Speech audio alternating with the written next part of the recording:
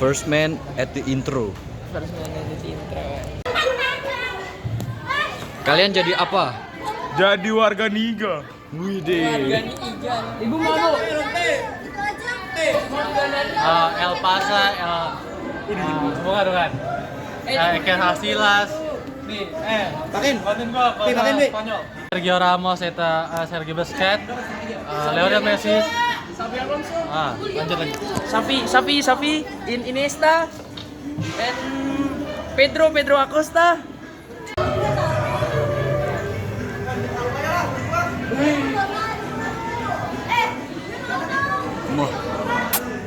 Dan juga berbarengan dengan Stendi atau Harian di Perundungan SMA Budi Mulia. Sebelum acara kami dimulai, izinkan kami perkenalkan diri. Nama saya Rizal Manakin dan rekan saya Saya Safa Lutfi Aprilia akan menemani Bapak Ibu Guru dan teman-teman sekalian selama acara karya ini berlangsung. Nah, acara selanjutnya yaitu ada deklarasi anti perundungan, kekerasan, dan intoleransi dari Pris SMA Budi Mulia. Untuk Pris SMA Budi Mulia, warga depan kami persilakan. Kasih tepuk tangan dulu, tepuk tangan.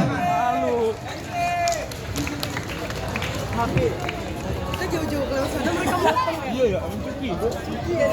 Kita yang muter ya, Soya? Aku takut dimakan. Selamat siang teman-teman semuanya. Perkenalkan, kami dari program Roots SMA Budi Mulia dan berdirinya kami di sini, kami akan membacakan deklarasi anti perundungan dan kekerasan Sekolah Budi Mulia. Dimohon untuk teman-teman semua yang ada di lapangan untuk mengikuti deklarasi yang akan kami bacakan.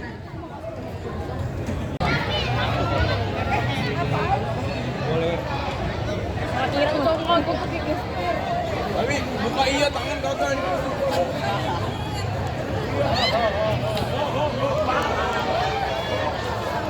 Sahabat kotor.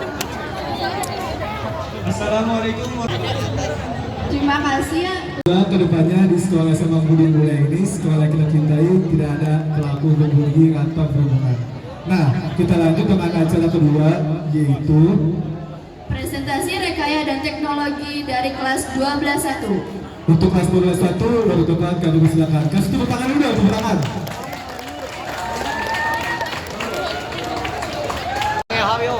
Wow, abangnya Haryo. Kami dari 12.1, kami ingin mempresentasikan hasil kerja kami selama proyek ini. Kami membuat alat teknologi serbaguna. Mungkin langsung aja dari saya dari kelompok 1. Nah, untuk dari kelompok 1 sendiri, kami membuat filter air sederhana. Jadi untuk filter air sederhana ini, sebelumnya kita mulai dari alat bahan dulu saja. Untuk alat bahan dari filter air sederhana ini, kita mulai ada alatnya itu gunting ya, atau kita bisa juga pakai namanya cutter gitu. Yang penting itu bisa untuk menggunting dan memotong.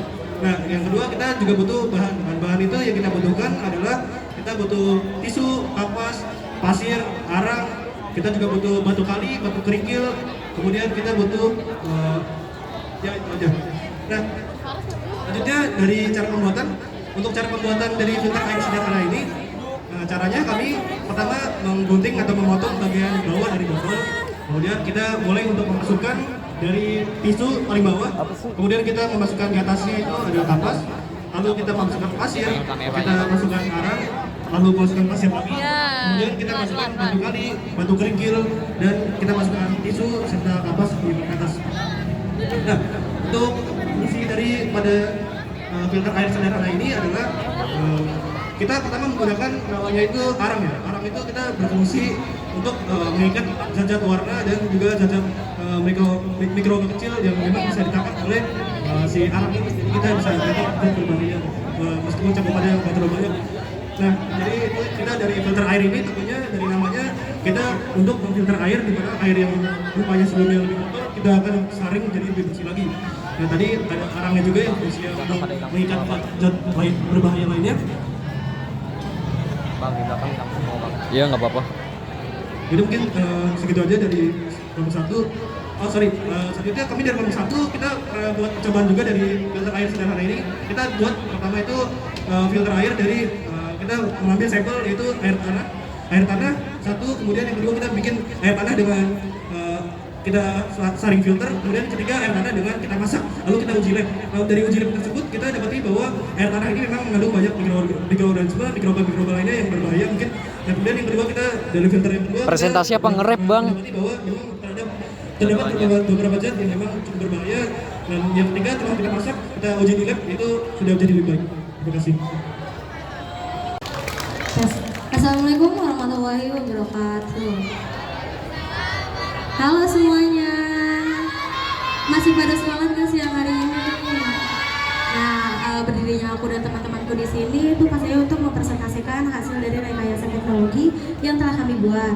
Nah, saya dari kelompok 2 ini membuat yang namanya sapu elektrik. Nah, apa sih itu sapu elektrik? Ada yang tahu nggak? Tahu. Nah, sapu elektrik ini adalah sebuah alat atau teknologi tepat guna yang dibuat secara sederhana.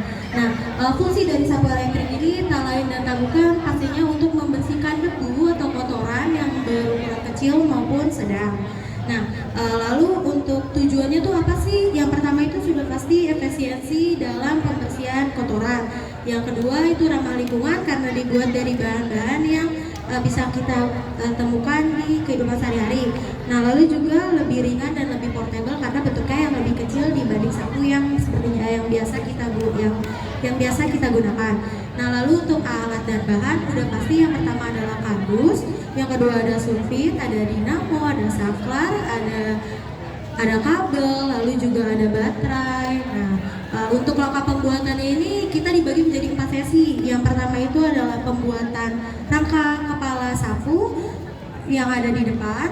Nah, lalu ada juga badan sapu secara keseluruhan, ada gagang sapu dan juga ada mesin yang dapat menggerakkan sapu elektrik ini. Nah, yang terakhir itu kelompok kami melakukan finishing agar ya pastinya sapunya lebih cantik ya. Nggak mungkin kan kita pakai sapu yang hanya beralaskan kardus saja.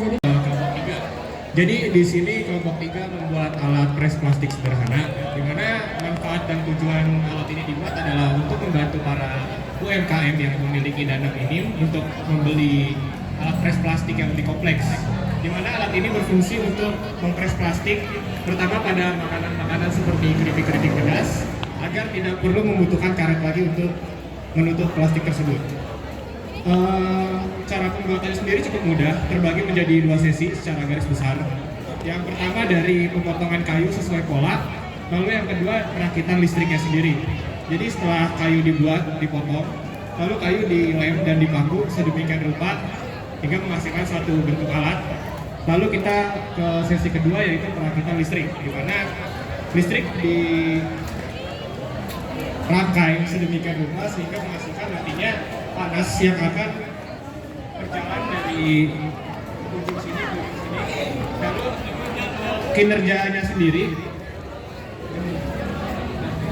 untuk kinerjanya sendiri, di mana nanti plastik akan ditaruh di tengah-tengah dan akan dipres lewat yang atasnya.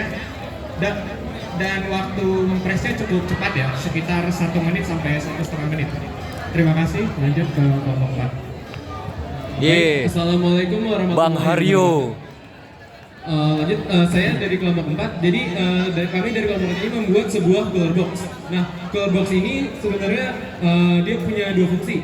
Nah, fungsi yang pertama itu dia dapat mendinginkan sebuah makanan di dalamnya. Jadi ada celah yang memisahkan antara kipas dengan dari tempat pendinginannya. Nah, guna kipas di sini tuh dia buat fungsi yang kedua. Itu fungsi yang kedua itu bisa menurunkan suhu dengan menurunkan suhu yang ada di celah-celah kaleng yang ada di sini. Jadi dia aliran udara yang melewatinya akan turun suhunya meskipun tidak sampai benar-benar dingin. Nah, untuk cara pembuatannya sebenarnya nggak terlalu rumit. Jadi cara pembuatan yang pertama itu kalau dari yang gabus yang kami buat itu dia pertama buat celah yang digunakan ada jumlah 4 celah.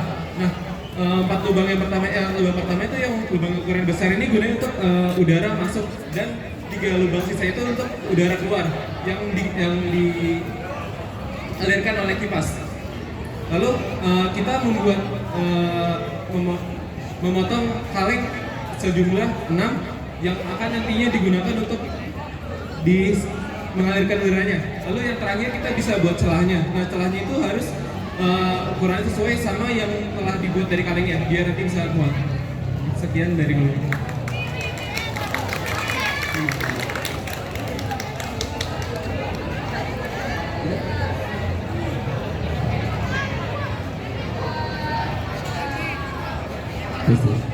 Assalamualaikum warahmatullahi wabarakatuh. Saya dari perwakilan kelompok 5. Nama dari alat yang saya buat adalah dispenser obat sederhana yang dengan sistem melakukan hidrostatis. Tujuan utama untuk membuat dispenser ini untuk memudahkan penjagaan atau pengelolaan air di sekolah dan dapat untuk mengisi ulang air minum ketika siswa atau siswa kehabisan air. Alatnya sendiri kita hanya menggunakan solder, rem tembak, alat tulis, cat warna, dan gunting. Bahannya sendiri adalah kardus, hanya kardus dan selang. Alat langkah-langkahnya sendiri buat lubang di setiap botol, lalu siapkan kardus yang berukuran 18 x 15 cm dengan kardus berukuran 10 x 10 cm. Gabungan kardus menjadi bentuk dispenser, maka sisi-sisi tersebut ditutupi oleh kardus. Agar tidak terlihat bosan, maka kami catlah berwarna biru dan bertembakan roket. Lalu sistem kerja dispenser sendiri dengan membuka tutup botol.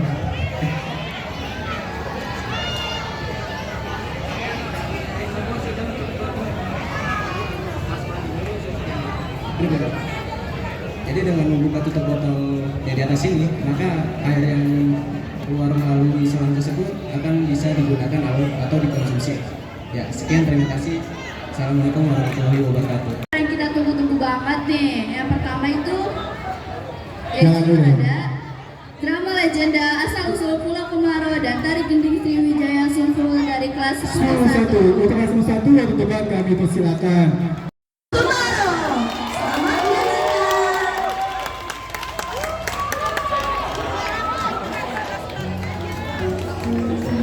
Sungai Musi adalah sungai yang terletak pada provinsi Sumatera Selatan. Sungai Musi memiliki panjang mencapai 750 km dan menjadi sungai yang paling terkenal di Pulau Sumatera Selatan. Sungai ini memiliki ciri khas sebuah jembatan yang dikenal dengan nama Jembatan Ampera. Pada pinggir Sungai Musi yang melintasi kota Palembang terdapat sebuah pulau yang bernama Pulau Kemarau. Pulau Kemarau sebenarnya adalah sebuah delta Sungai Musi. Jarak pulau ini hanya 6 km saja dari jembatan Ampera yang terkenal. Pada zaman dahulu kala, di wilayah sekitar Sungai Musi berdiri sebuah kerajaan yang bernama Sriwijaya. Kerajaan tersebut dipimpin oleh raja yang sudah berusia lanjut. Sang raja memiliki putri yang cantik jelita. Putri tersebut bernama Siti Fatimah. Sayangnya, para pangeran atau pemuda kerajaan Sriwijaya tidak berani mengenangnya karena sang raja menginginkan anaknya menikah dengan putra raja yang kaya raya. Suatu hari, sebuah kapal dagang milik Cina datang ke pelabuhan yang ada di Sungai Musi dengan istana Sriwijaya. Kapal dagang tersebut ternyata milik seorang pedagang Cina.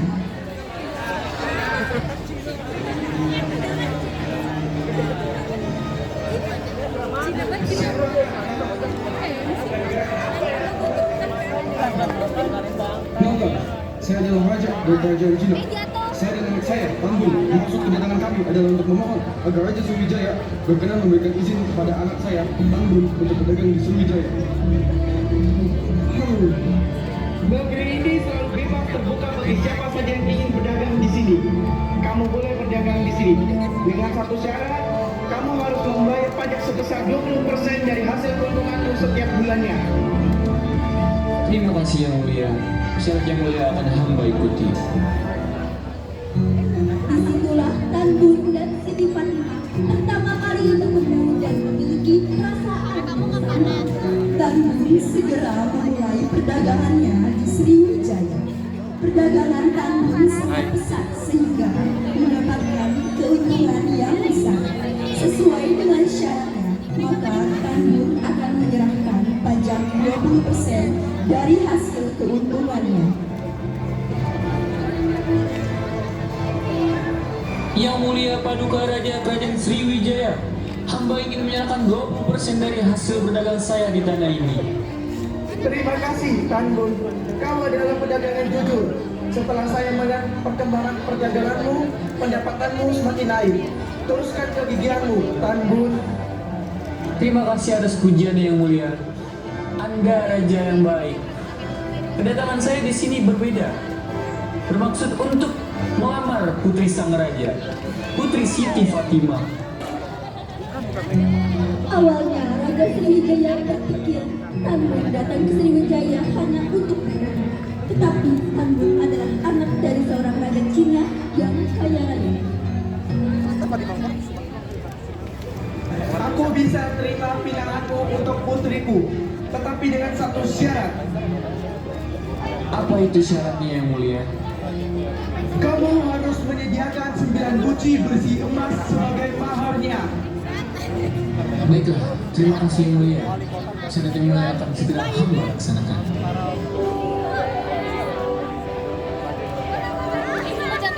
kasih Ayah.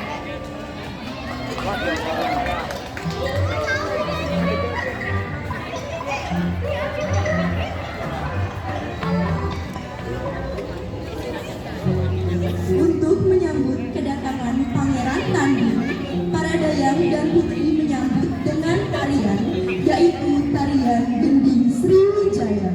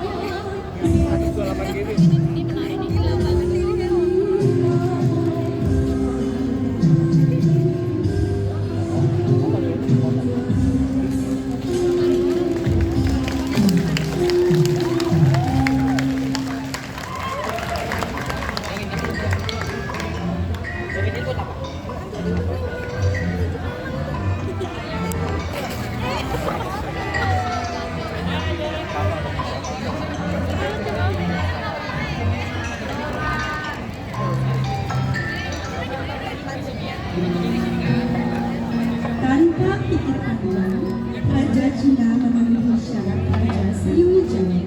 Raja Cina menyuruh pengawalnya untuk menyiapkan 9 guci berisi emas. Kapal berlayar dari Cina menuju sungai dan akhirnya tiba di Sriwijaya. Tanggul dan Raja Cina yang sudah tidak Kerajaan sabar. Cina. Wih, Pikiran mereka bisa bahasa Indonesia. Maksudnya ceritanya. Gimana kunci berisi emas itu? Hamba simpan di ruang rahasia, Tuan.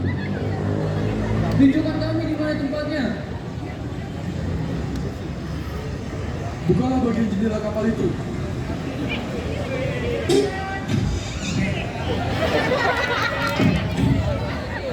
Nah, sekarang lebih terang. Keluarlah, aku akan memeriksa guci-guci berisi emas itu. Tanggul segera membuka kain-kain hitam yang menutupi guci-guci tersebut. Namun, alangkah terkejutnya Tanggul setelah melihat isi guci-guci tersebut. Hah? Apa-apaan ini? Yang ku minta dalam emas. Kenapa yang ada hanya sayur-sayur busuk ini? Apa kata Raja Sriwijaya? Jika yang dikirim adalah sayuran busuk, karena sini, kau sangat malu. Pasti Raja Sriwijaya sendiri terhina. Karena tertekan oleh perasaan malu, Tan Bun tanpa pikir panjang dan tidak memeriksa terlebih dahulu, langsung membuang guci-guci tersebut ke dalam sungai musuh. Di saat guci ke-9, Tan Bun tersandung dan guci tersebut jatuh hingga pecah.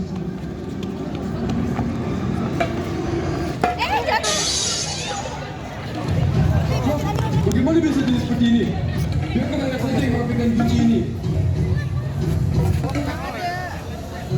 Tanggul seperti tidak percaya dengan yang dilihatnya. Di bawah sayuran yang busuk tersebut tersimpan emas. Tanggul langsung naik ke ledak kapal dan berbicara ke prajurit pengawalnya.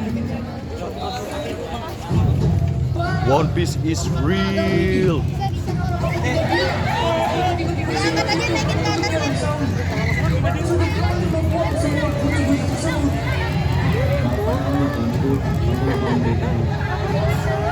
Sudahlah, sebagai kita menyelam mengambil guci-guci tersebut.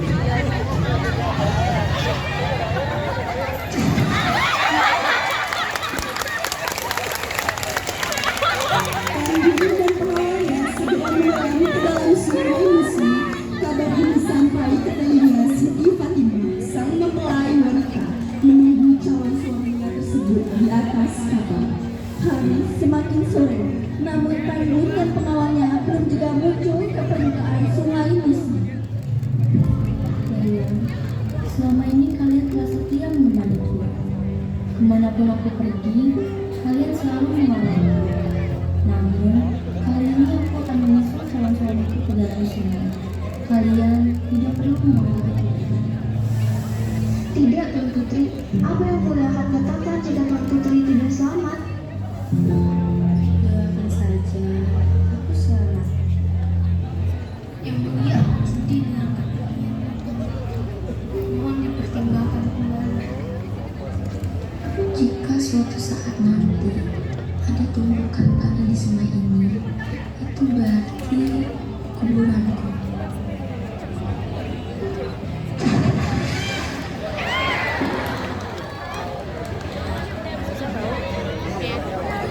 Belum sempat dayang-dayang itu mencegahnya, Siti Fatimah melompat ke dalam sungai. Dayang-dayang yang setia itu menangis menangis. Di saat fajar tiba, Raja Sriwijaya menghampiri kapal yang membawa mempelai wanita. Betapa kagetnya Raja Sriwijaya melihat Raja Cina dengan mata sibar tertayang-tayang di kapal. Dayang dan Raja Cina, apa yang sebenarnya terjadi? Putri Siti Fatimah, dia temukan tanah.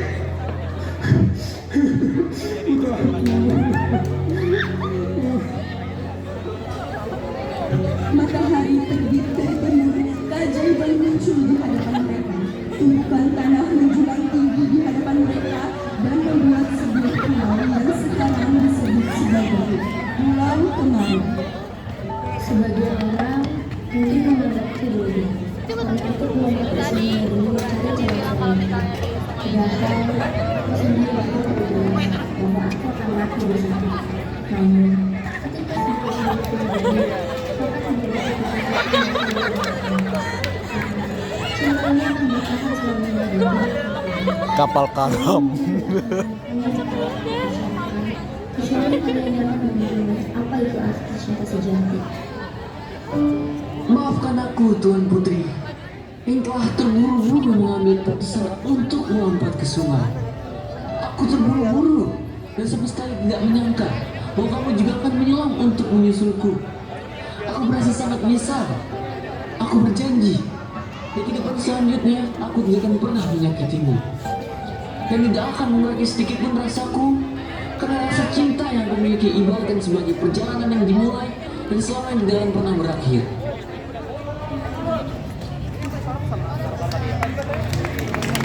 Hikmah yang dapat kita ambil dari cerita adalah janganlah kalian terburu-buru mengambil sebuah keputusan di saat kalian sendiri tidak dapat berpikir secara jernih, karena keputusan yang gegabah akan membawa malapetaka bagimu.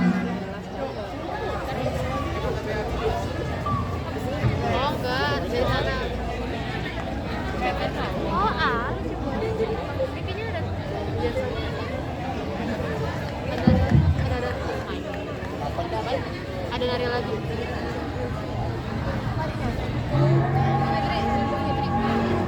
Videoin dong, jangan videoin dong. Musiknya dong.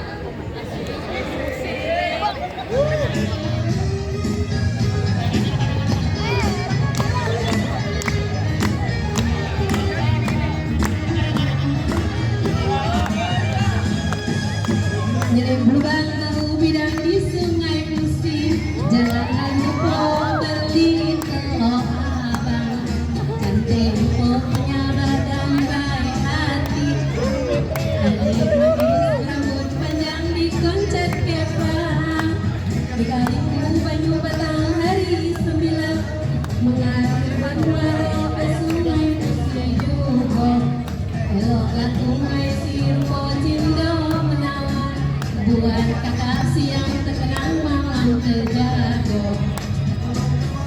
Belas sungai musik kesuksang, nah kopi seri lanjut ke sasar ke Kalidoni. Pikiran resah hati terguncang, benarkah ada yang tahu rela jadi bini? Ya sama.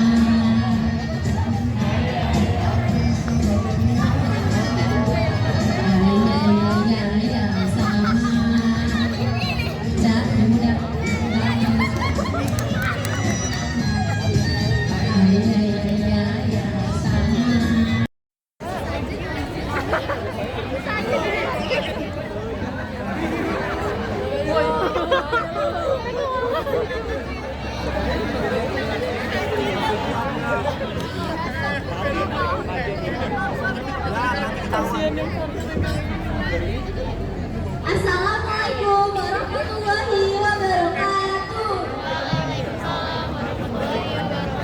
Kami dari kelas 4 akan menampilkan budaya Bali. Salah satunya ada Rantang Legong. Selamat menyaksikan. Jauh terlepas bagi siswa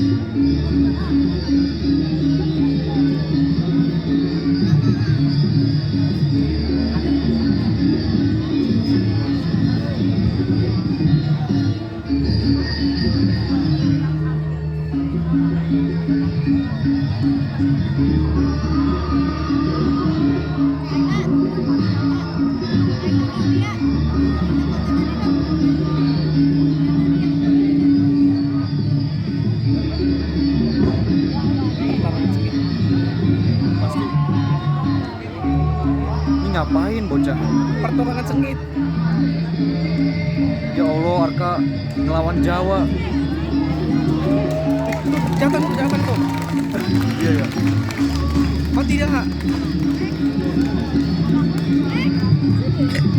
Dapat. Diceritakan bahwa Rahwana adalah simbol angkara murka yang harus dilenyapkan di muka bumi ini. Namun pada kenyataannya ia tak sepenuhnya hitam. Ia sang Raja Alengka ternyata tengah jatuh hati dengan seorang wanita. Hatinya yang tulus dan rela melakukan apa saja untuk sang pujaan hatinya, termasuk Arka ngelawan Jawa. Ya, akankah sang Rawana bisa mendapatkan pujian hatinya? Jawaban dari pertanyaan itu akan terjawab di kisah sang Rawana. Ulang.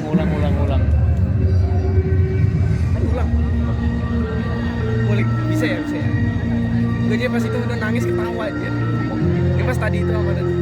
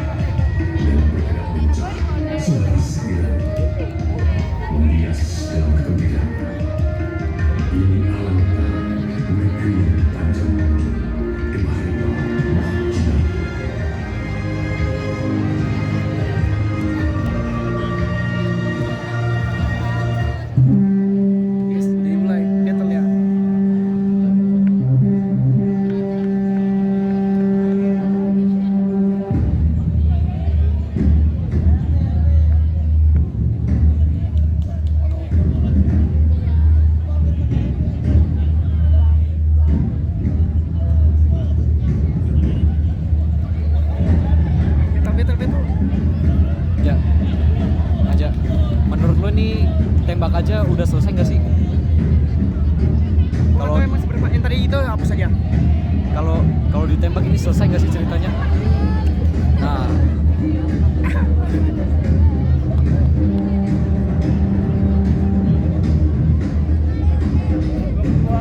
Apa terus?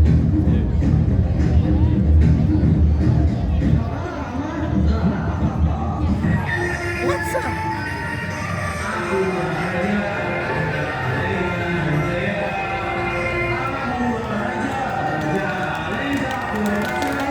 Totalitas.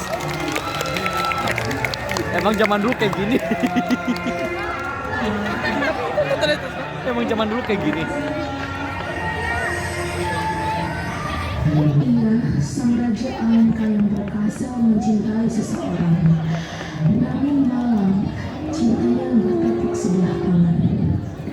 Dan di situ Siapa bernama dah? Dewi Sinta. Itu Nikos ya? Si Sri Rama, musuh Kayaknya iya dah. bebuyutan Rahwana. Prajurit, bawa Dewi Sinta kemari. Rahwana, tidak bisakah kau kirim aku kembali ke Pancawati? Tetaplah di sini, Sinta. Tetaplah di sini bersamaku. Di sini semuanya ada. Kau mau apa? Kau mau emas, uang, belian, atau kau mau bunga? Ini bunga terbaik di seluruh raja. Tuh. Ngedrop. Kami melihat sang berjalan hati terus-menerus meminta pulang. Para dalang pun dipanggil olehnya untuk mengirim sang Dewi Sinta. Dewi, marilah. Mari menari bersama kita agar kau tidak sedih.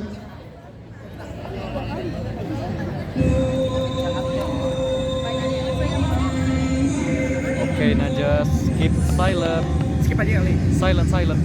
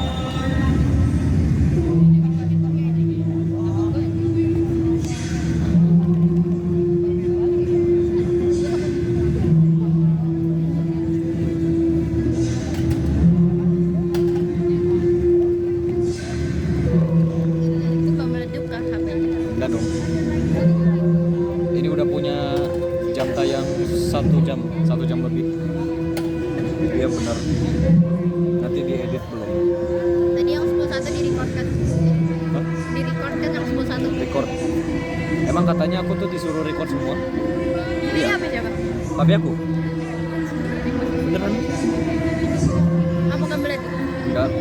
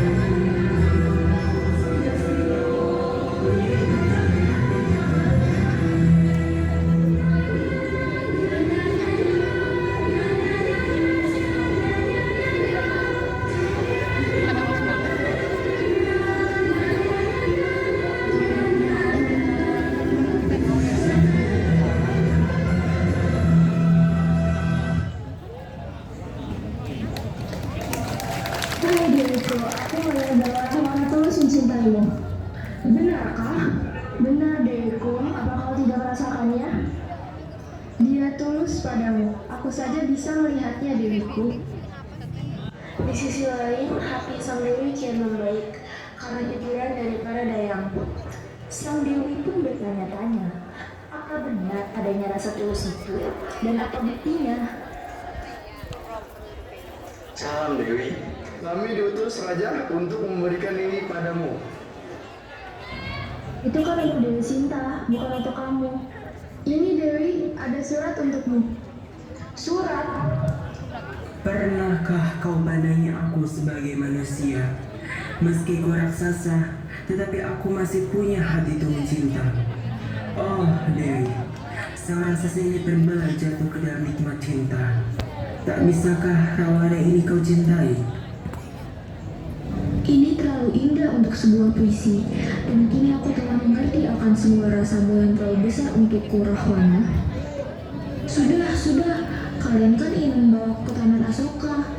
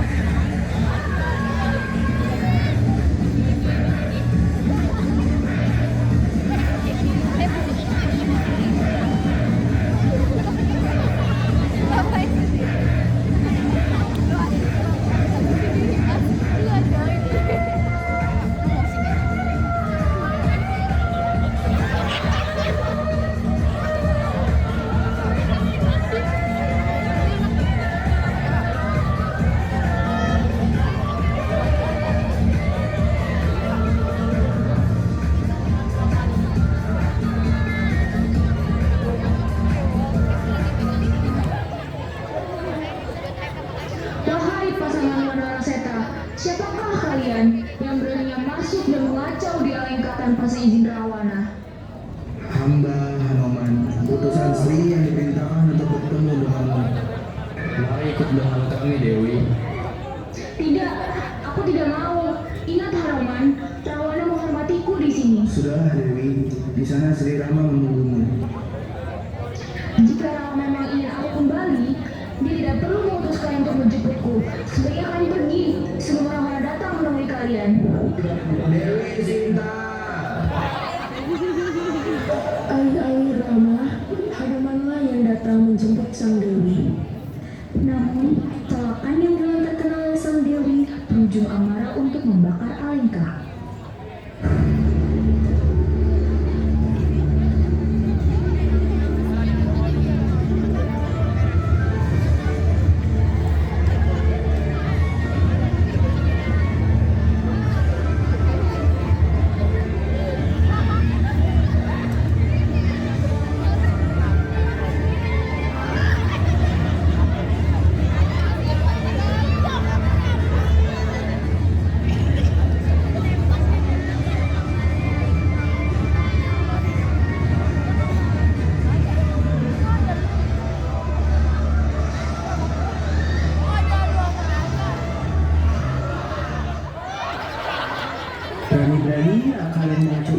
aku. Kalian mau cari mati? Kami tidak ada urusan denganmu, Rahwana. Kami di sini untuk menjemput Dewi Sinta. Rama kan yang menyuruhmu. Bilang padanya untuk mengambilnya sendiri. Apa tidak ada kapok-kapoknya dia kaya dariku? Tidak malu. Tunggu saja pembahasan kami. Dasar aja tidak tahu diri. Kegagalan Hanuman untuk membawa sang Dewi Sinta diadukan kepada Sri Rama. Tuan Rama, kami menghadap. Ada apa, Hanuman? Maafkan kami, Tuan Rama. Kami tidak bisa membawa kembali Dewi Sinta. Sialan, kenapa Sinta bisa tinggal dengan anak sejelek itu? Kami telah gagal. Apa yang harus kami lakukan, Tuan Rama? Apa kita harus perang, Tuan? Tentu saja, kita harus perang. Tidak ada pilihan lain. Baiklah, Tuan. Perang yang mereka pilih membawa mereka datang ke Alengka. Rahwana, keluar kau. Rahwana, keluarlah kau. Mau apa kalian di sini? Kalian mau kalah lagi? Apa lagi? Tentu saja membawa Dewi Sinta kembali ke Pancawati. Salah jidat kau bilang begitu. Susah-susah aku membawanya kemari. Dan kau ingin mengambilnya dariku.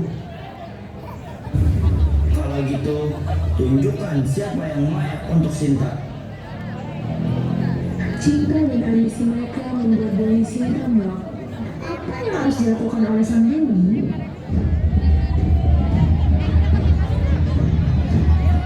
Nanti, apa yang kalian lakukan? Kenapa kalian selalu ribut? Apa kalian tahu? Ini sangatlah membuang waktu. Sudah, cukup. Aku tidak mau hidup dengan kalian. Aku ingin menikmati hidupku sendiri.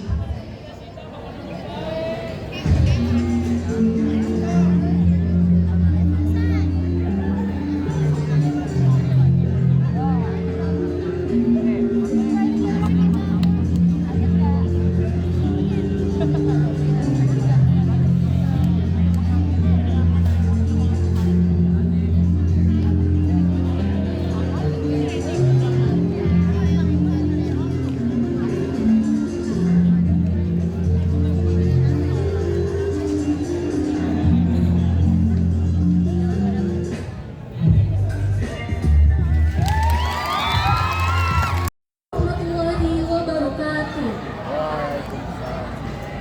Kami dari kelas 10-2 ingin menampilkan drama Joko Tarub beserta tari Kencana Unika. Selamat menyaksikan. Ya. Aduh. Stop dulu.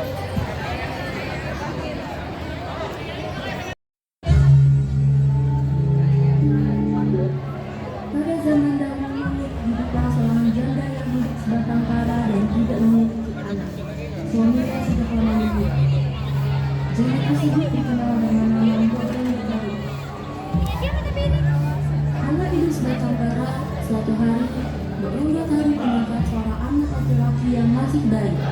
Mbok Rondo Tarub memberi nama bayi laki-laki tersebut Joko Tarub. Mbok Rondo Tarub membesarkan anak angkatnya dengan penuh kasih sayang seperti anaknya sendiri.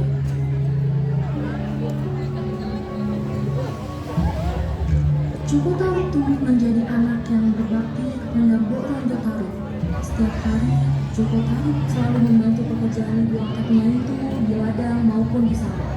Selain dia membantu Mbok Rondo, Joko Tarub juga gemar berburu di hutan. Suatu hari, Mbok Rondo memanggil Joko Tarub dan mengajaknya berbicara. Kemarin Mbok ingin membicarakan sesuatu denganmu. Ya, Bu. Joko, sekarang kamu sudah dewasa, sudah saatnya menikah. Mbok juga sudah tua. Jika Mbok meninggal, siapa yang akan mengurusmu? Lagi pula, Mbok sekarang sudah memang kecil. Tapi aku belum menikah sekarang, Bu. Kalau sampai tiba, aku pasti akan menikah. Baiklah, jika itu maumu, Mbok hanya bisa melakukan yang terbaik.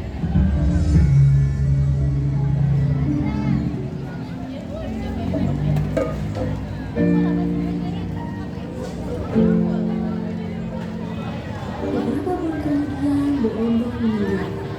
Joko Tarub sangat sedih karena belum bisa memenuhi permintaan Mbok Rondo. Semenjak ditinggal oleh Mbok Rondo, Joko Tarub kehilangan semangat hidupnya. Setiap hari kerjanya hanya mengeluh dan bermalas-malasan di rumah. Bahkan ladang peninggal Bu Endo pun sekarang ditumbuhi rumput dan semak bukan yang tidak terlihat lagi.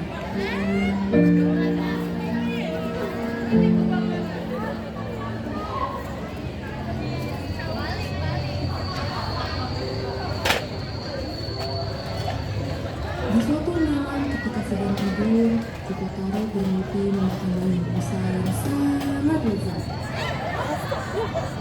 Lalu ia berjalan ke lapangan luas dan bertemu dengan seorang gadis yang berparas cantik jelita. Tembak.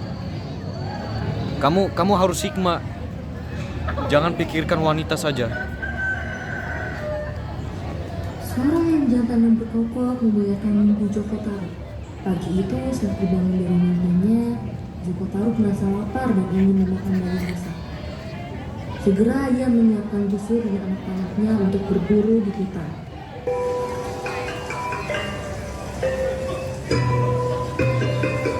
Joko Tarub bersama temannya yang bernama Ambar masuk ke dalam hutan yang lebat untuk mencari rusa. Namun Joko Tarub dan temannya itu tidak kunjung menemukan rusa buruannya. Mereka masuk semakin jauh ke dalam hutan. Semakin jauh mereka semakin lelah karena tidak dapat rusa untuk diburu satupun. Akhirnya mereka pun memutuskan untuk pulang. Lalu Joko Tarub bercerita pada Ambar tentang mimpinya semalam. Semalam aku bermimpi bertemu seorang gadis di dalam hutan. Dia sangat cantik. Ah, mana mungkin? Aku tidak percaya. Tapi mimpi itu terasa begitu nyata. Bagaimana kalau kita buktikan besok? Sekali kita berburu rusa.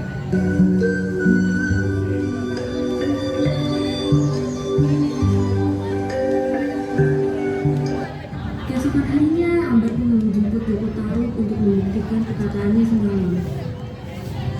Joko Tarub merasa tak sabar untuk membuktikan mimpinya yang terasa sangat nyata itu. Joko, mari kita berburu di hutan. Ya, tunggu sebentar. Aku rasa mimpimu itu tidak benar. Kita buktikan saja nanti. Mereka melanjutkan perjalanannya sambil mencari rusa untuk diburu. Berpikir akan sangat menyenangkan jika pulang membawa rusa setelah bertemu bidadari cantik. Namun mereka tak kunjung menemukan telaga yang ada di dalam mimpi Joko Tarub. Lalu Ambar mengatakan, Kita mau berjalan sejauh apa lagi? Hari sudah mulai gelap.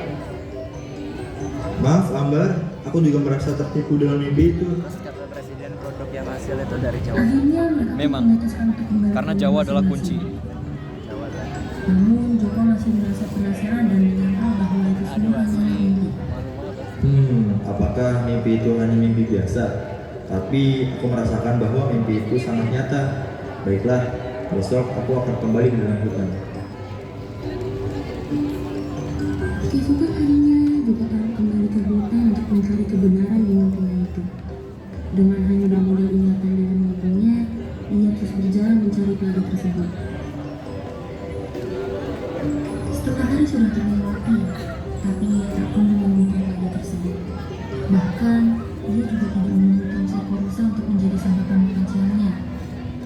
Ia beristirahat sejenak di balik pohon karena merasa sangat kangen. Di saat yang bersamaan, penjaga dari hutan membawa pelayanan untuk menanti di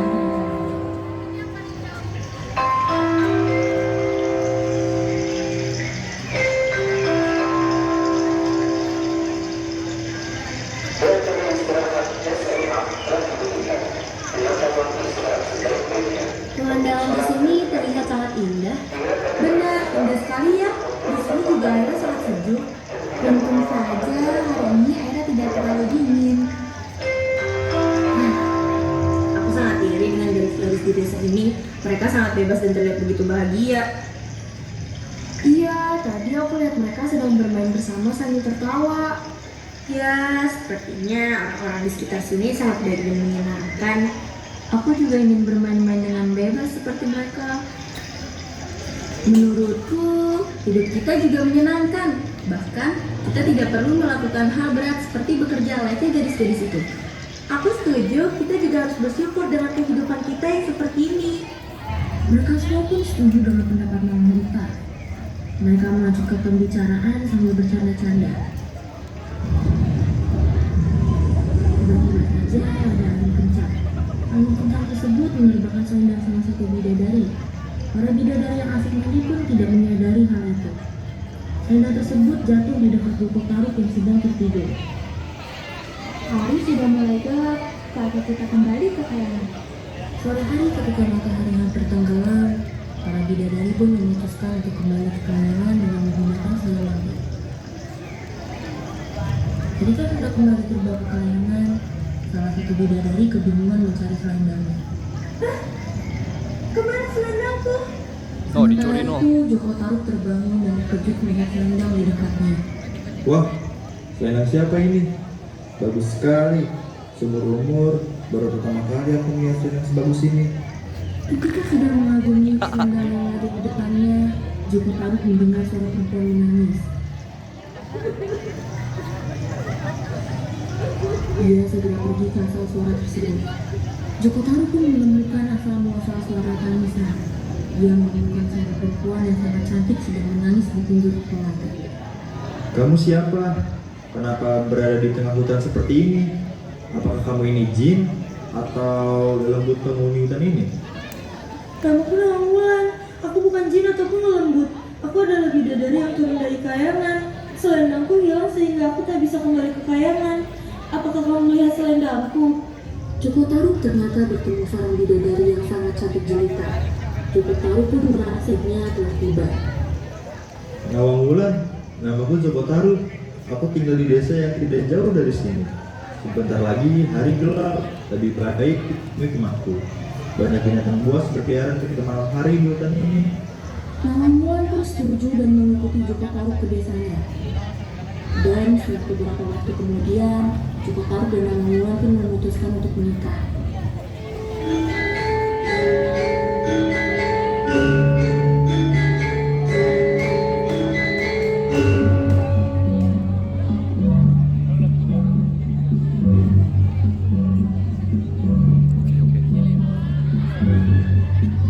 Full versinya nanti diedit ya. Ya.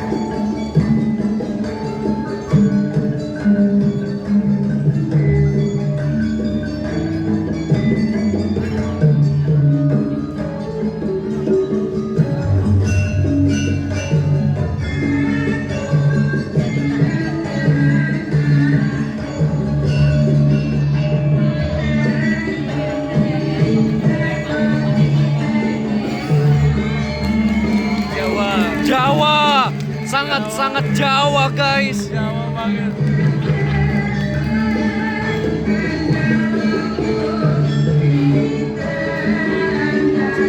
Aku bangga menjadi Jawa.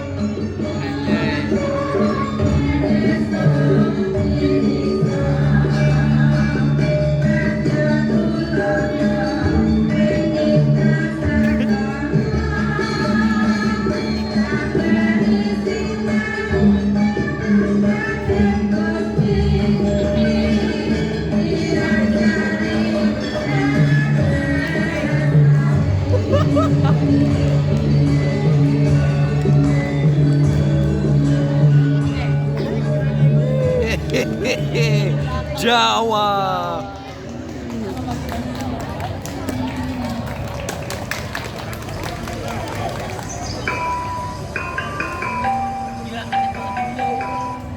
Beberapa waktu kemudian, Joko Tarub dan Awang pun dikaruniai seorang anak perempuan. Anak perempuan ini bernama Buat baru Niko udah punya anak. Baru berapa bulan? 3 bulan udah punya anak. Lahirnya gimana coba? Di download kali, di download. Padahal setiap hari Nawang menanam sembako nasi dari beras lumbung padi tersebut. Kang Mas, aku sedang menanak nasi, tapi aku ada keperluan di sungai. Tolong jaga apinya jangan sampai kekecilan atau kebesaran. Dan Oh ingat, ini jangan membuka tutup. yang legenda jangan buka tutup nasi itu. Tahu aku pernah denger ini. Saat ini pun mengabaikan pesan istrinya agar tidak membuka kupasnya. Joko Tarub perlahan jalan membuka tutup kukus dan tertuju ke bahan isinya. Jadi selama ini istriku hanya memasak sebutir beras. Pantas saja beras di lumbung padiku tidak berkurang. Tapi mana mungkin sebutir beras bisa menghasilkan nasi yang sangat banyak. Namun sepertinya ini adalah kesaktian Awang sebagai bidadari.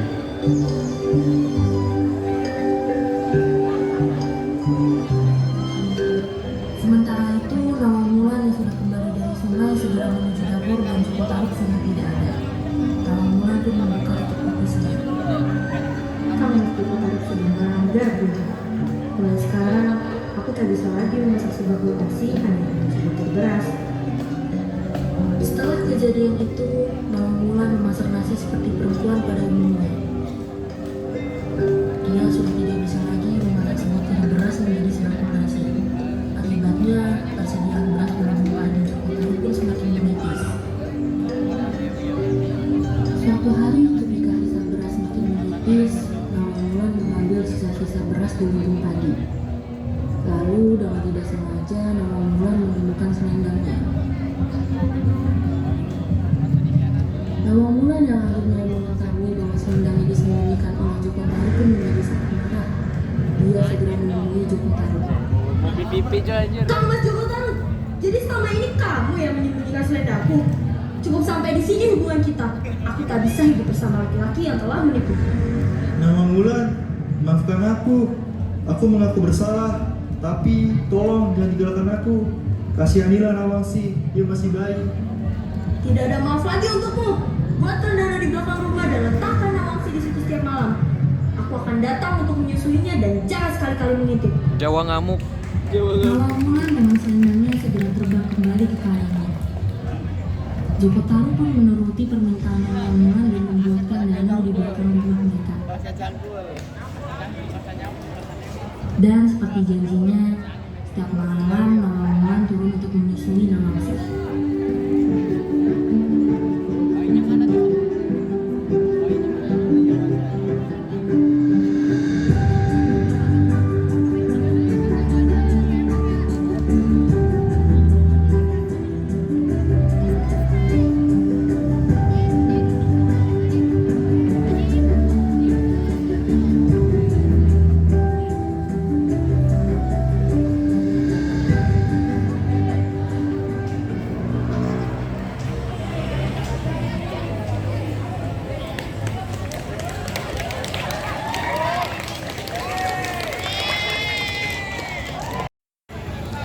Kafka sudah siap? I am so ready. Yes. Bagaimana dengan Ucup? Apa kamu siap sudah tampil? Moga hujan ya. Moga hujan. Iya. Biar epic. Hah? Bukan. Biar tampilnya di ruang multimedia atau si mana gitu. Gamut ya.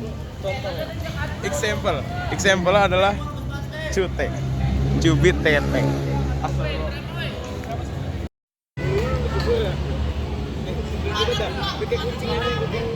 Hai babu. Gua sisir tuh. Lihat tuh.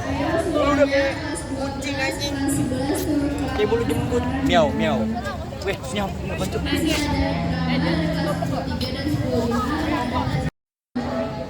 Cerita Cadara.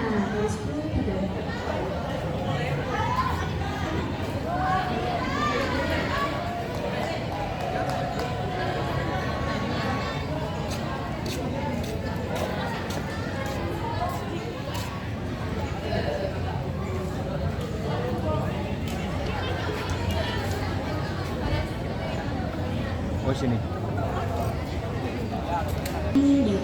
Mereka sarapan mitra dari makam yang mulia. Dia mempunyai seorang anak yaitu Cadara. Dia dikenal sebagai seorang panglima yang sangat hebat. Karena dia tidak ingin menyia-nyiakan kehebatannya, dia ingin putranya untuk mengikuti jejak.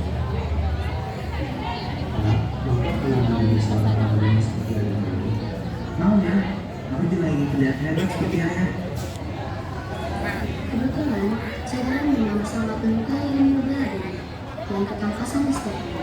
Akhirnya, dia memutuskan untuk melatih putranya agar menjadi panglima yang sangat hebat. Dia memikir panjang bagaimana dengan mengajak Cadara pergi ke petualang berburu.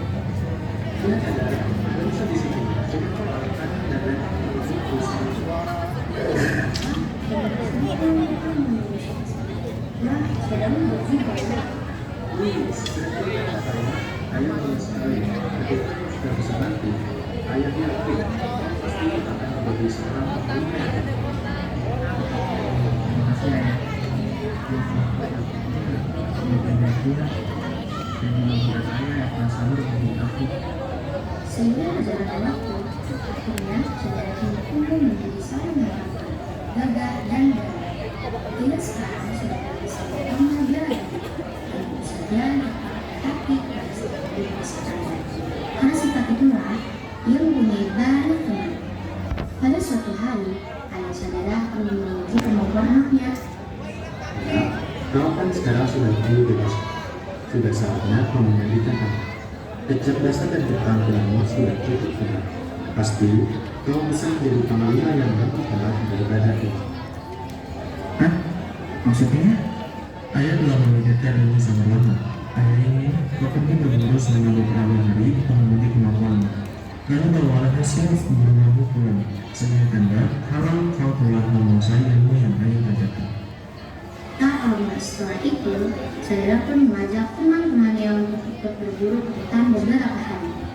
Yuk. Asik nih. Ini masih berani pulang seru kita. Selama perjalanan, banyak sekali rintangan yang harus ditempuh oleh Cadara dan teman-temannya, seperti mendaki bukit terjal dan menembus hutan yang lebat. Karenanya, mereka tidak mudah menyerah. Dalam beberapa hari saja, mereka sudah mendapatkan banyak hewan-hewan. Pada hari ke-6, mereka mendapatkan banyak sekali hewan asing. Akhirnya, mereka memutuskan untuk pulang. Udah 6 hari aja kita berburu. Udah banyak juga sih hasilnya. Kayaknya sih cukup. Kalau kita balik aja dulu. Yuk. Di tengah-tengah perjalanan, tak sengaja mereka bertemu seekor anjing pemburu. Anjing tersebut terus-terusan menggonggong seperti ingin menyampaikan sesuatu kepada Cadara. Entah dari mana, Cadara pun mengerti maksud tersebut. Dia memberitahu bahwa ada beberapa orang asing yang ingin menyerang mereka. Mana nih? Ada sekelompok orang asing yang menyerang kita. Cepat cari tempat untuk bersembunyi. Cadara dan teman-temannya langsung bersembunyi dan langsung menyusun rencana lalu mempersiapkan kelompok mereka. Tak lama, terdengar suara teriakan yang sangat kencang. Mendengarkan teriakan tersebut adalah suara orang perang. Lalu, sekelompok orang itu datang menghampirinya. Ternyata, mereka adalah suku Kuala. Mereka membawa senjata tajam.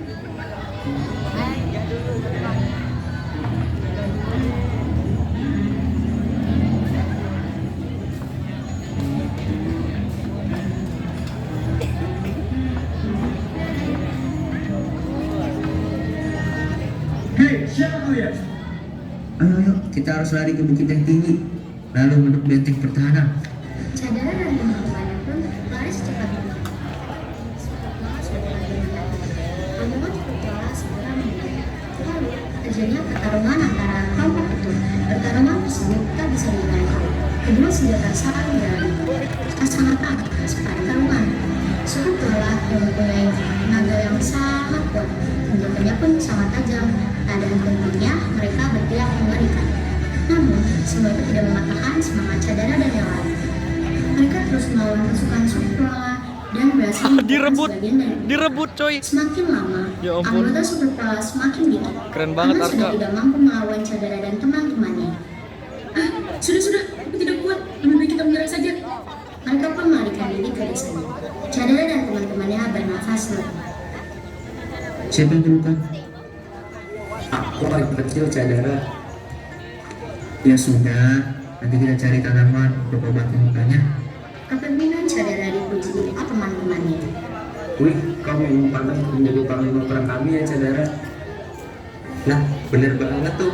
Kita jadinya bisa mengalahkan mereka berkat kau, Cadara. Habis ini kita akan segera mengusulkan kepada panglima mereka untuk menggantikanmu sebagai panglima Cadara. Cadara masih menjadi seorang rendah hati. Teman-teman, tujuanku untuk melakukan hal ini tidak untuk tapi harus melakukan yang terbaik untuk desa. Mereka pun melanjutkan perjalanan pulang. Sesampainya di desa Kramudero, Cadara dan teman-temannya terus diberikan pujian oleh penduduk sekitar. Panglima Bure pun menyambut mereka dengan hangat. Akhirnya kalian pulang juga. Bagaimana hari-hari bertemu kalian? Apakah seru? Apakah menyenangkan? Teman-teman Cadara menceritakan kehebatan Cadara kepada ayahnya. Hahaha, sudah kuduga, anakku adalah panglima yang hebat. Kita akan mengadakan pesta di desa ini untuk merayakan kemenangan. Saat pesta berlangsung, Cadara diminta untuk menyusun serang balasan ke suku Kuala. Dengan senang hati, aku akan merancang rencana untuk kembali mengalahkan suku Kuala. Penduduk desa pun bersenang. Malam itu, pesta berjalan dengan aman, tentram, dan tetap waspada. Cadara mulai memberikan akal kekalan perang. Keesokan harinya, Cadara diberikan sebuah kalung gigi hewan dan mahkota dari bulu kasuari yang dirangkai dengan indah dengan hiasan burung cendrawasih di tengah-tengahnya.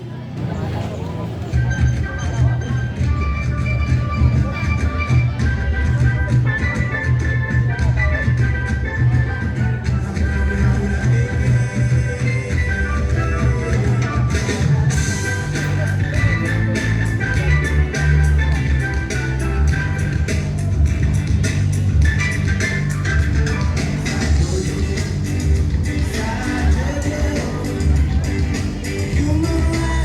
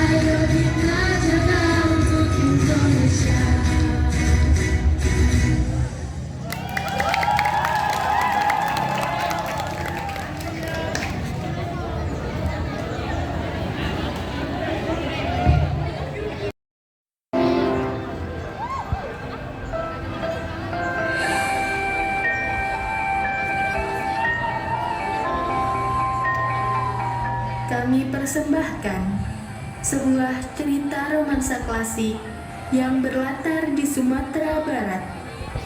Adaptasi novel karangan Marah Rusli dengan anak judul Kasih Tak Sampai. Kisah cinta yang dipenuhi pengorbanan, ambisi, dan juga keserakahan. Inilah dia, Siti Nurbaya.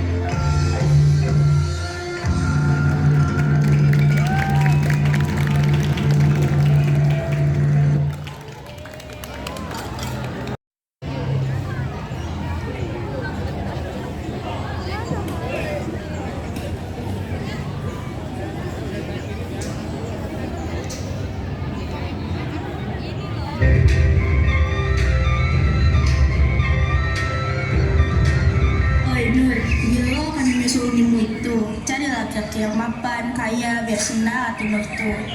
Beko lante, kan menikah tuh butuh persiapan pulo. Nur, umur bertambah, cepatlah cari jodoh. Iyo teh. Assalamualaikum. Waalaikumsalam. Bari, ada apa kemari? Nggak ada, sengaja hanya untuk berkunjung. Teh, apa kabar Teh? Baiknya aku, kau sama Sobari, pujian hati yang begitu indah cinta. Kapanlah kau akan meminang si Nur tuh? Kami ingin fokus menggapai cita-cita kami dahulu Teh. Nur, ada yang mau kau ngomongin sama kau nih. Sebenarnya ada yang mau aku bilang sama kau. Aku dapat beasiswa untuk sekolah hukum. Serius? Beasiswa? Di Beasiswa. Begitu berat bagi Nurbaya untuk melepas sang kekasih yang pergi menggapai cita-citanya menuju pulau seberang. Kini tak dapat lagi mereka beradu tatap, hanya berkirim kabar melalui selembar surat yang dikirimkan.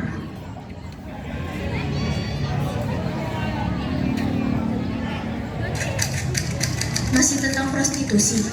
Bukannya sudah berkali-kali Ayah mengulas tentang itu. Nur, surat ini akan terus Ayah tulis sampai semua orang tahu betapa jahatnya prostitusi. Juga kalau perempuan Minang itu kuat dan bisa menghancurkan kerasa batu karang sekalipun.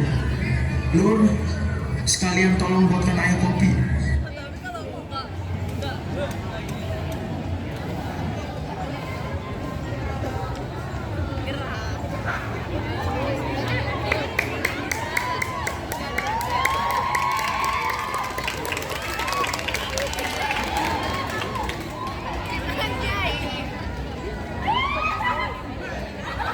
Lihat Bu, sudah sering kali ya menuliskan tentang prostitusi dan klub malam kita.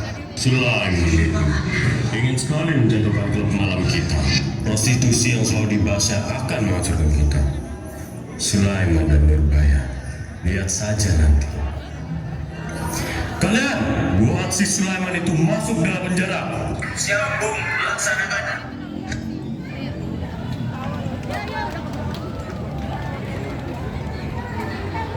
Kakeknya hot sekali.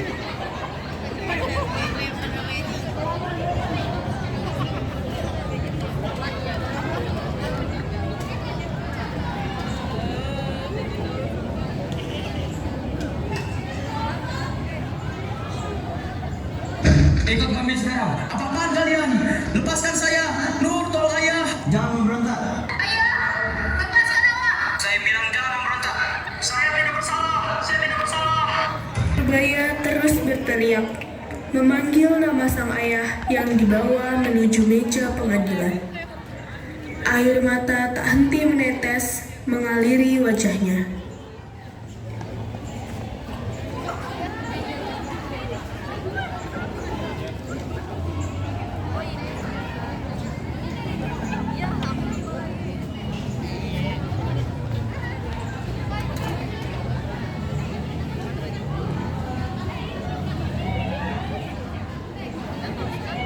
Nur, ada orang yang baik bersedia meminjamkan uang. Kau bisa membebaskan bapakmu dari penjara itu. Siapa Teh? Bung Maringgi. Tapi bagaimana Teh? Bukankah butuh waktu lama dan jaminan besar untuk melunasi hutang itu? Kau hanya perlu menikah dengan Bung Maringgi. Sungguh baiknya beliau itu. Bung Maringgi itu laki-laki Minang. Dia elok, rancak, dan juga kaya Nur. Bandingkan dengan si Bahri kekasihmu itu. Nur lebih baik mati daripada menikah dengan orang yang tidak Nur cintai. Ih, tangkabana jadi urang. Hari demi hari berganti. Nur tidak ada pilihan lain selain menikahi Bung Maringgi.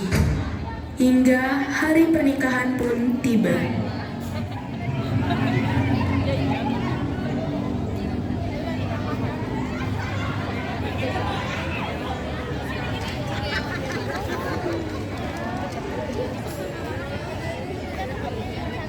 Kakeknya sangat hot.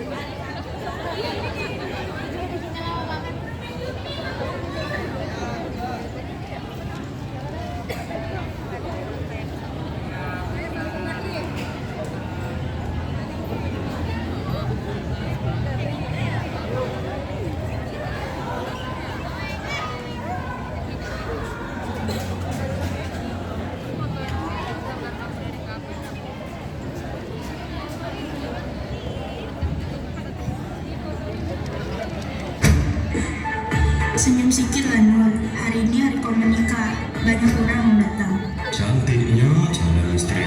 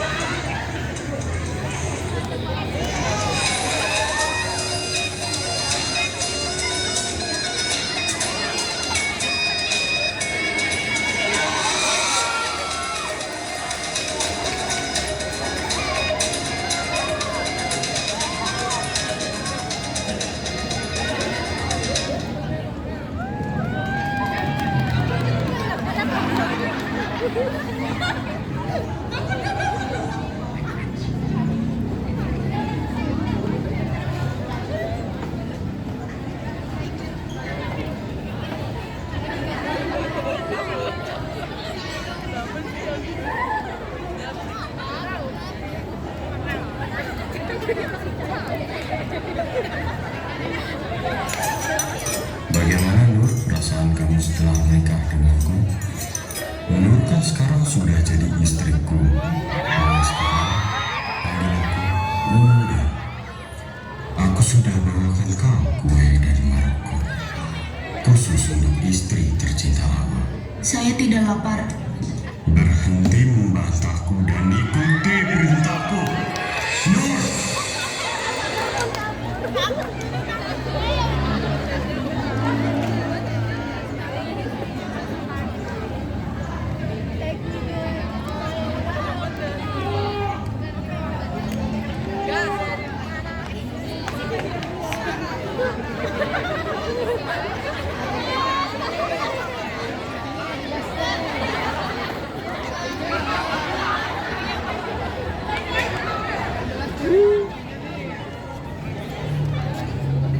Mau kemana? 3 bulan lamanya, Samsung Bahri pulang ke kota Padang untuk menemui Nur. Betapa terkejutnya Bahri saat tahu bahwa ayah Nur telah tiada. Hai, Hai, maaf, aku baru datang. iya nggak apa-apa. Sam, ada hal penting yang perlu aku bicarakan. Aku butuh bantuanmu untuk menuntut Maringgi di pengadilan. Aku mempunyai banyak bukti. Dia menyuap hakim atas kasus ayahku. Kasus Cakrawala dan Taman Edis. Dan banyak kasus lain. Tapi kenapa kamu menunggu selama ini untuk menuntut dia? Aku nggak punya pengacara, Sam. Cuma kamu pengacara yang aku percaya. Semua orang bisa dia bungkam, Sam. Penghuni.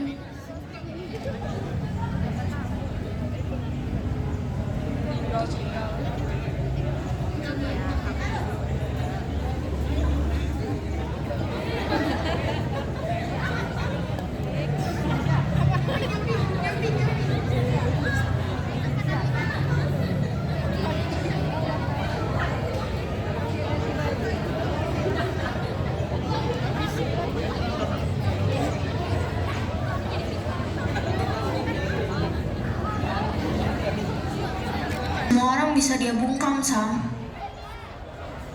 Penghuni Taman Eden, dengarkan aku.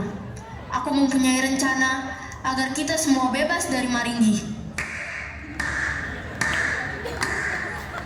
Akhirnya, ada perempuan yang mau melawan Maringgi. Apa idemu, Nak? Kita akan menuntut Maringgi di pengadilan. Dengan bukti yang kita semua punya, dia pasti habis. Hari ini puncak malam Ratu Eden. Ini kesempatan bagi kita agar publik tahu kasus ini. Kau, Samsul, bisa kumpulkan wartawan rekan-rekan ayah. Fantastik.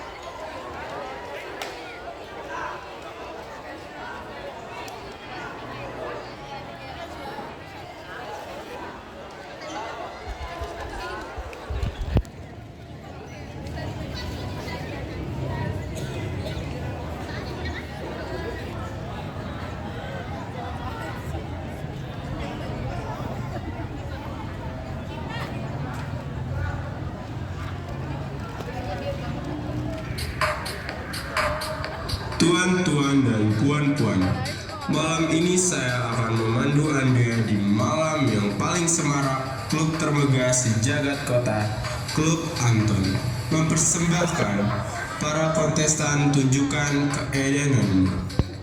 Saya Siti Nurbaya, dan saya adalah salah satu korban seorang penjahat yang paling edan. Para hadirin sekalian, dia berada bersama kita pada malam ini. Mari kita sambut Tuan Maringgi. Istriku, Siti Nurbaya. Terima kasih atas kejutannya, Nur. Sekarang kita pulang. Pertunjukan sudah berakhir. Pertunjukan kau yang sudah berakhir. Sekarang semua orang di sini akan tahu betapa banyak keadilan yang kau beli dengan uang dan wanita. Apa salahku, Nur? Tega kau menuduhku seperti itu. Apa buktimu? Biar bukti yang bersuara sendiri. Dia yang memaksaku melayani seorang hakim. Dia memaksaku juga untuk melayani pejabat. Bohong, itu semua tidak benar. Siapa yang percaya dengan fitnah sekejam ini? Bu Maringgi, bisa Anda jelaskan tentang semua ini? Bagaimana tanggapan Bung tentang kontroversi ini? Saya bisa jelaskan. Berhenti! Kita akan berjumpa kembali, udah, di pengadilan.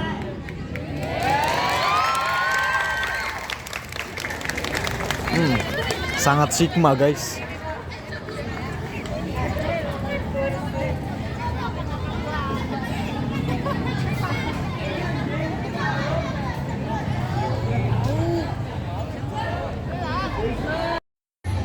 Ya, Setelah ini apa? setelah ini, oke, pengacara. Setelah ini, kalau persidangan berjalan lancar, kemungkinan Bukan. vonisnya. Maksud aku, setelah semua ini berakhir, apa yang akan dimulai?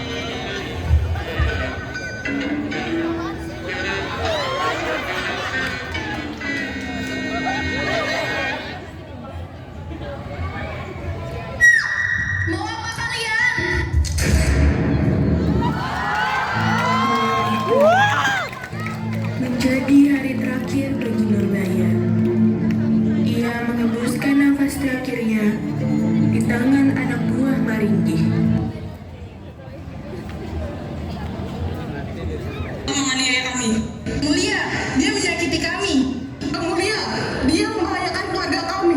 Tenang, tenang. Hal tersebut tidak benar yang mulia. Ini adalah upaya pencemaran nama baik. Kami bertiga adalah korban kejahatan Maringgi yang mulia. Mohon Nona harap tenang. Biarkan kita dengar tanggapan dari saudara terdakwa. Silakan. Terima kasih yang mulia. Semua tuduhan yang ditujukan kepada saya adalah fitnah.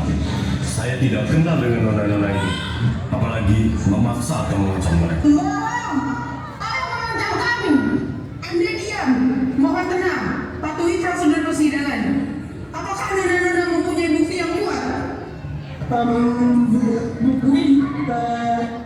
Baik. Karena nona-nona ini tidak mempunyai bukti yang kuat, maka sudah bisa dipastikan hasil persidangan hari ini menyatakan bahwa Tuan Maringgi, Anda dinyatakan tidak. Instruksi yang mulia hukum. Saya adalah penasihat hukum untuk pihak penuntut, dan saya akan membuktikan bahwa Maringgi bersalah. Omong kosong. Yang mulia hakim, saya punya buktinya. Saksi kunci di balik kejahatan Maringgi. Kini, Maringgi telah mendapat hukuman yang setimpal atas perbuatannya.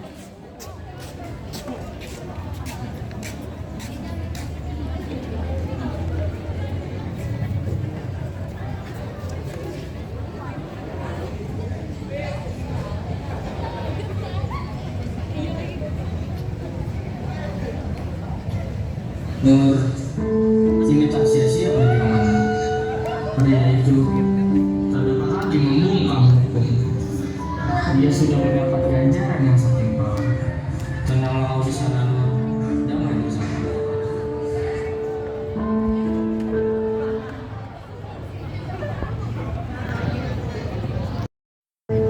Usai sudah kisah yang kami bawakan. Pada akhirnya, semua manusia akan kembali kepada Sang Pencipta. Takdir adalah kepastian, tapi hidup terus berjalan. Proses kehidupan adalah hakikat, sementara hasil akhir hanyalah syariat. Terima kasih banyak kami ucapkan. Kami tutup penampilan kami dengan persembahan terakhir. Tari Indah.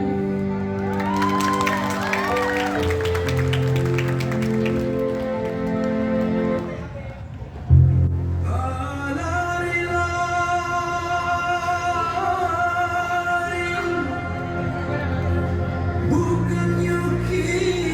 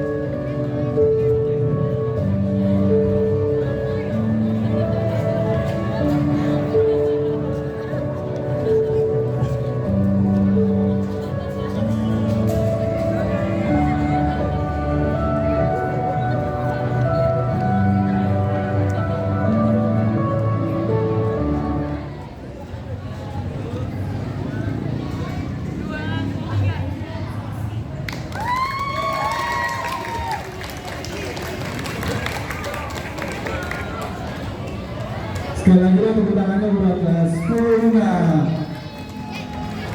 Gimana sih menurut kamu dengan kelas 10 ini? Menurut aku sih sedihnya ada, senangnya ada, udah memarukan dah. Iya, masih juga ada, benar. Nah, Siti Nurbaya meninggal dari tembak. Sedihnya. Nah, ini Tewas mengenaskan. Bisa tanda tangan di situ ya dari Roots Budi Mulia. Terima kasih. Oke, selanjutnya ada apa nih? Start. Drama kita dari kelas 10 sudah selesai. Lanjut kita ada presentasi rekayasa dan teknologi dari kelas 12.